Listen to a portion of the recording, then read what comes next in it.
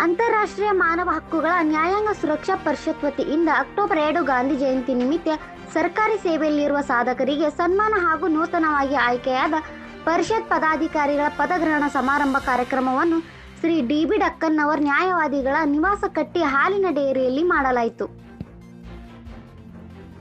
ಜಾತಿ, ಧರ್ಮ, ಭಾಷೆ, ಲಿಂಗ ಅಥವಾ ಪ್ರಾದೇಶಿಕ ತಾರತಮ್ಯವನ್ನು ಮೀರಿ ಮಾನವೀಯತೆಯ ಜೊತೆಗೆ ಸಲ್ಲಿಸುತ್ತದೆ. ಭಾರತ ದೇಶದಾದ್ಯಂತ ತನ್ನ ರಿಜಿಸ್ಟ್ರೇಷನ್ ಮಾಡಿ ಸಂಸ್ಥೆ ಓಪನ್ ಆಗುತ್ತೆ. ಅದಾದ ನಂತರ ಗುಜರಾತ್, ಬಿಹಾರ್ ಮತ್ತೆ ಬೇರೆ ಬೇರೆ ರಾಜ್ಯಗಳಲ್ಲಿ ಉತ್ತಮವಾಗಿ ಸೇವೆ ಸಲ್ಲಿಸ್ತಾ ಬಂದು ಬರೀ ಮಾನವ ಹಕ್ಕುಗಳ ಕಡೆಗೆ ಗಮನ ಕೊಟ್ಟಿಲ್ಲ. ಈ ರಕ್ತ ಶಿಬಿರಗಳಾಗಿರ್ಬೋದು, ಆರೋಗ್ಯ ತಪಾಸಣಾ ಶಿಬಿರಗಳಾಗಿರ್ಬೋದು, ಮತ್ತೆ ಸರ್ಕಾರಿ ಶಾಲೆಗಳನ್ನ ನೋಡುವಂಥದ್ದು, ಅಲ್ಲಿ ಬಿಸಿಯೂಟದ ವ್ಯವಸ್ಥೆ, ಶಾಲೆ ವ್ಯವಸ್ಥೆಗಳೇನಿದೆ ಅದನ್ನ ಗಮನಿಸುವಂಥದ್ದು, ಅಲ್ಲೇನ ತೊಂದರೆಗಳಿದ್ರೆ ಅದನ್ನ ಸಂಬಂಧಪಟ್ಟ ಇಲಾಖೆಗಳು ತಿಳಿಸುವಂತ ಕಾರ್ಯಗಳು ಮಾಡ್ತಾ ಒಳ್ಳೊಳ್ಳೆ ಉತ್ತಮವಾದ ಕಾರ್ಯಗಳು ಮಾಡ್ಕೊಂತ ಬರ್ತಿದೆ.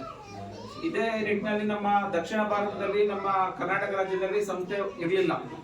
ಜನವರಿ ತಿಂಗಳಿನಲ್ಲಿ ಇದಕ್ಕೆ ನಮ್ಮನ್ನ ಉಸ್ತುವಾರಿಯಾಗಿ ಮಾಡಿದ ನಂತರ ಕರ್ನಾಟಕ ರಾಜ್ಯದಂತ ಒಂದು 7-8 ಜಿಲ್ಲೆಗಳಲ್ಲಿ ಈಗ ನಮ್ಮ ಸಂಸ್ಥೆ ಸ್ಥಾಪನೆ ಆಗಿದೆ.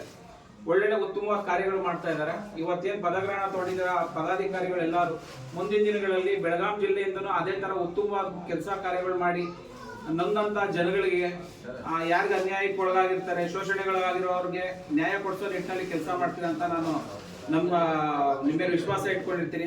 ಆ ನಿಟ್ಟಿನಲ್ಲಿ ಕೆಲಸ ಮಾಡಿ ನಿಮ್ಗೆ ಯಾವುದೇ ತರದ ಏನೇ ಸಮಸ್ಯೆ ಇದ್ರು 24 ಗಂಟೆ ಯಾವಾಗ ಬೇಕಾದ್ರೂ ನನ್ನ ನಂಬರ್ ಆನ್ ಆಗಿರುತ್ತೆ.